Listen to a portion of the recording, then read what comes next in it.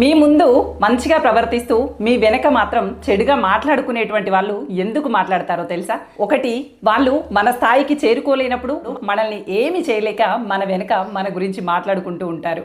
అలాగే రెండో అంశము, నీ దగ్గర ఉన్నది వాళ్ళ దగ్గర లేనప్పుడు కూడా అసూయతో లోపల రగిలిపోతూ మన వెనకాల మన గురించి చెడుగా మాట్లాడుతూ ఉంటారు.